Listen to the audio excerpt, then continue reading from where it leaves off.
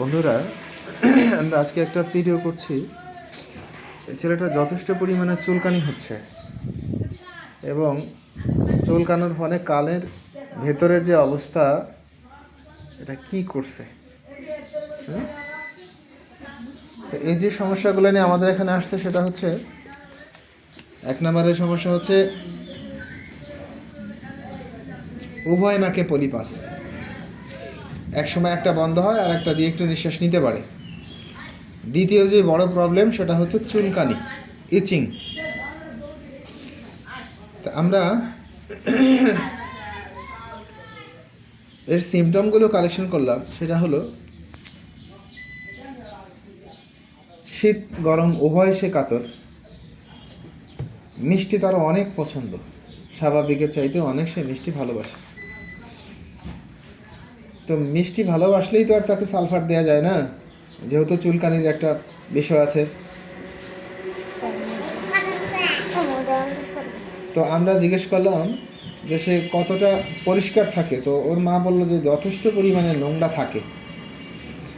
ওকে যখন পরিষ্কার করে দেয়া হয়, কিছুক্ষণ পরেই আবার নোংরা হয়ে যায়।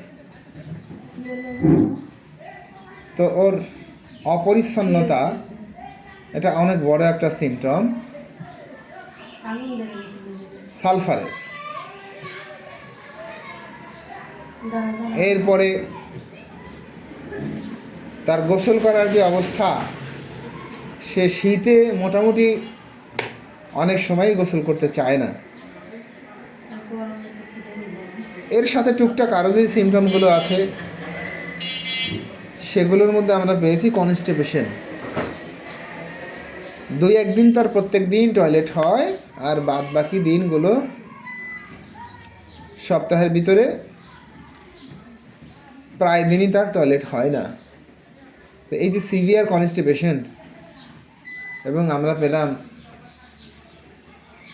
সে যথেষ্ট পরিমাণে ডার্টি থাকে এবং মিষ্টি ভালোবাসে, এবং তার এই চুলকনিতে মলম ব্যবহার করার ইতিহাস রয়েছে। তো এই কারণগুলোতে আমরা তার জন্যে যে মেডিসিনটা সিলেকশন করলাম, সেটা হলো সালফার 0/1, 0/2, 0/3, 50 মিলিসিমেল অফ পটেন্সি। আমরা আশা করি রোগী অনেক সহজেই তার পলিপাস সহ এই চুলকানি থেকে মুক্তি পাবে ইনশাল্লাহ।